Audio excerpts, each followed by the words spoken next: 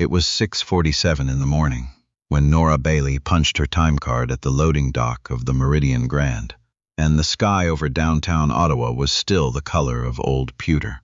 She didn't look like someone who was about to change the trajectory of her life. She looked like what she was, a 29-year-old banquet hall attendant in a gray uniform 2 sizes too big, pushing a linen cart through a service corridor that smelled of floor wax and last night's salmon. The Meridian Grand was the kind of hotel that had its own Wikipedia page. 11 floors, a rooftop terrace, a lobby with a chandelier that cost more than Nora's mother had earned in a decade working 2 jobs in Gatineau. The hotel hosted cabinet ministers, visiting executives, the occasional minor royal. Once a year, it hosted the Northern Capital Investment Summit, 3 days of closed-door panels, catered lunches, and men in expensive suits talking about money that most Canadians would never see. That was this week. Nora had been working the summit for 4 years running. She knew the layout of every meeting room. She knew which panelists took their coffee black and which ones wanted oat milk warmed to a specific temperature. She knew, without having to be told, to stay invisible. That wasn't a figure of speech. It was a policy, informal but absolute. Summit staff were instructed to clear trays, refill water, and disappear before anyone in the room noticed they'd been there. The guests paid a premium for the illusion that the hotel ran itself. Nora was very good at disappearing. What nobody knew, not her supervisor Gilles, not the other attendants, not the delegates filing into the ballroom with their lanyards and their leather satchels, was that Nora had spent the previous 4 months building a financial model in a notebook she kept in the bottom of her locker. Not a hobby, not a daydream, a real model, assembled from annual reports, central bank releases, and 3 economics textbooks she'd borrowed from the Ottawa Public Library on rotating 2-week loans. She'd started it because she was trying to understand why her mother's pension had lost value the year her father got sick, and she'd kept going because she couldn't stop. Numbers had always made a specific kind of sense to her, not the rote sense of memorization, but the deeper sense of pattern, of pressure, of where a system was about to give way. She'd never told anyone, there was nobody to tell. The main panel on the second morning was held in the Cartier Room, a long conference space on the 3rd floor with floor-to-ceiling windows overlooking the canal. Nora was assigned to work it: water service, pastry trays, quiet removal of used cups between segments. The moderator was a woman named Elise from a business school in Toronto. The panelists were 4 men who between them managed funds that collectively exceeded the GDP of several provinces. Nora had looked them up. She did that with summit guests. Not out of admiration, but out of the same habit that made her read the fine print on everything. The one at the end of the table was named Stafford Ware.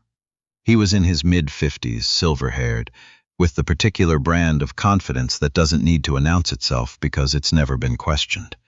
He managed a private equity fund out of Calgary and had been profiled in 3 national magazines in the past 2 years. His fund's flagship portfolio, a series of infrastructure acquisitions across Western Canada, was the subject of his panel remarks. Nora had read one of those profiles. She'd also read the fund's public disclosures. She was refilling the water pitcher near the back wall when Stafford Ware began presenting his Q3 projections. He walked the room through a series of slides. The numbers were polished, the language was confident, and almost everything he said about the timber asset cluster in northern BC was wrong. Not wrong in an obvious way. Wrong in the way that required knowing what to look for: a misapplied depreciation schedule, a revenue projection that assumed a stumpage fee rate that had been revised downward 8 months ago, and a debt service ratio that looked conservative until you noticed it was calculated against pre-refinancing terms. Nora refilled a glass. She set the pitcher down quietly. She looked at the slide on the screen and did the revised math in her head in about 40 seconds. The fund was overexposed by somewhere between 18 and 22%, depending on the Q4 softwood numbers. She picked up the pitcher and moved to the next place setting. The session broke for coffee at 11. Nora was collecting cups near the window when she heard Stafford Ware behind her, talking to a younger associate. "Run me the corrected ratio before the afternoon session," he was saying. "I want it clean before Beaumont asks." The associate nodded and left. Ware turned toward the window, and that was when he noticed Nora. Or rather, he noticed that someone was standing near his materials. A woman in a gray uniform holding a tray of empty cups. "Can I help you?" he said. Not rudely, the way you'd address a piece of furniture that had moved unexpectedly. No, Nora said. Sorry, I'm just clearing. She turned to go. The stumpage fee, she said. She hadn't meant to say it. It came out the way things do when you've been holding them too long. Ware looked at her. Pardon? She should have apologized and left. She almost did, but the number was sitting right there in her mind, exact and stubborn, and she'd learned a long time ago that ignoring what you know doesn't make it less true. The stumpage fee rate you used in the BC projections, she said. It was revised in November. The new rate is $11.50 per cubic meter, not $13.40. Your depreciation model is built on the old number. Ware stared at her. Around them, the room was still half full with delegates refilling their coffee. A few heads had turned. I'm sorry, he said slowly. Who exactly are you? I work here, Nora said. I can see that. His voice had changed. Not angrier, exactly. Something more careful, the way a person sounds when they're deciding whether to be amused or offended. What I'm asking is what gives a hotel attendant an opinion on my fund's projections. The room was very quiet now. Someone near the pastry table had stopped reaching for a croissant. Nora set the tray down on the nearest surface. Her hands were steady, her heart was not.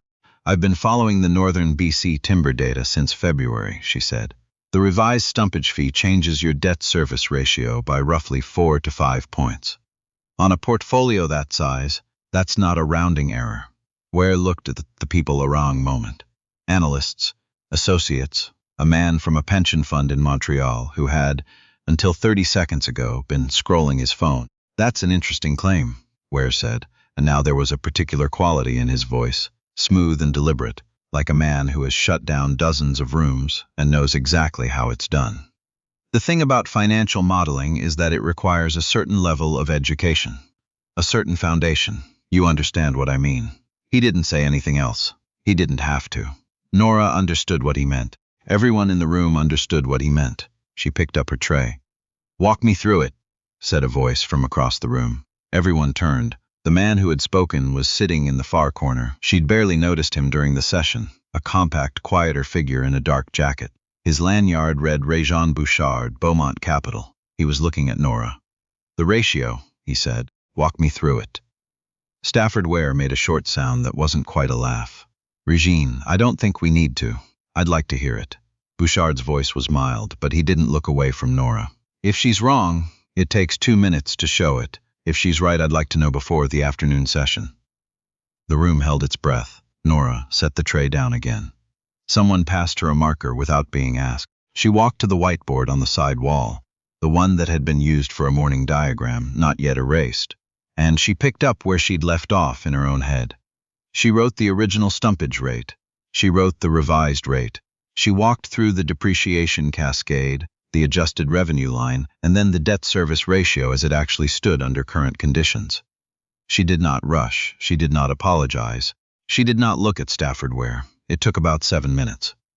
When she set the marker down, the room was completely silent. Réjean Bouchard leaned forward and looked at the numbers for a long time. He had the look of a man running a parallel calculation in his head, checking her work the way a careful person checks a map against the terrain.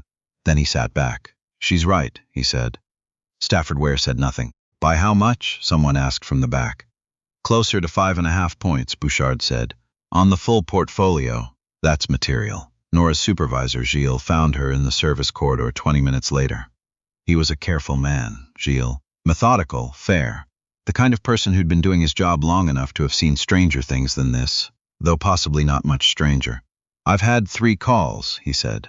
Nora waited. One from the summit coordinator. One from the hotel manager. He paused. One from a Mr. Bouchard.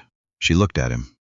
He'd like to speak with you, Gilles said. If you're willing. She thought about it. Not for long. She'd been thinking about it, in one form or another, for 4 years.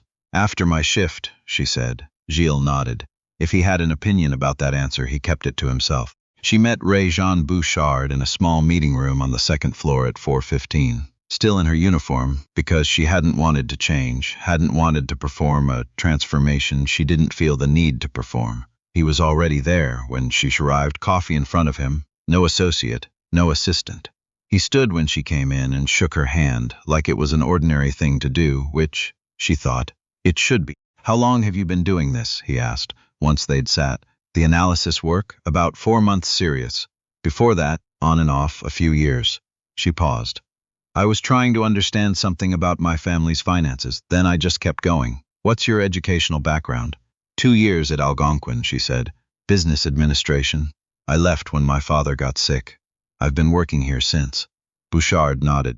He didn't say he was sorry, which she appreciated. The people who said they were sorry usually wanted her to reassure them in return. The model you walked through this morning, he said. That wasn't guesswork. No, it also wasn't beginner's work. I know. He looked at her steadily. Stafford is going to say you got lucky, that you happened to read one piece of data and extrapolate it incorrectly. The revised stumpage rate was published in the BC Government Gazette on November 14th, Nora said. I can show you the document. The depreciation effect is standard cascade math. There's no luck in it. I know, Bouchard said. I'm telling you what he'll say. Because he will say it, and you should know it's coming. She appreciated that too. I'm not here to ask you to come work for me, Bouchard said. I want to be clear about that. What I'd like to do is connect you with someone at the University of Ottawa. A continuing education pathway into financial analysis. There are programs, good ones, that are designed specifically for people who come to this work outside the traditional route. He paused. I'd also like to look at the rest of your notebook, if you're willing to share it, not to take it, to read it. Nora was quiet for a moment. Outside the window, the canal was catching the late afternoon light, silver and flat and very still. I want to finish my shift first, she said. Bouchard looked briefly surprised, then he smiled. A real one, the kind that reaches the eyes without trying. Of course, he said. She did finish her shift. She stripped the Cartier Room linen herself, though it wasn't strictly her assignment that afternoon. She ran the cart back down the service corridor. She punched out at 6:40, same as always. In the locker room, she sat with her notebook in her lap for a minute before she put it in her bag. Her father had worked 30 years for a forestry company in the Laurentians. Her mother had cleaned offices in Hull until her knees gave out. They had done everything right, everything that was supposed to be enough. And it had almost been enough, which is its own particular kind of hard. Nora had grown up knowing that the systems that governed her family's life were legible if you looked long enough, that the numbers always told you something if you were willing to do the reading. She'd just never had anyone tell her that was a skill worth developing. What happened in that room that morning didn't change who she was. She'd been that person for years, in the quiet, in the corridor, in the notebook at the bottom of a locker. What it changed was who else knew it.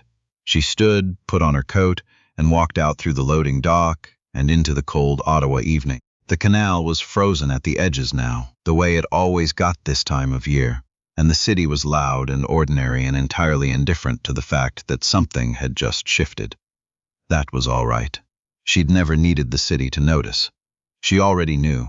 There are people in every room that someone like Stafford Ware has never learned to look at, not because those people are invisible, they never were, but because he stopped looking a long time ago and has been mistaking that habit for intelligence ever since.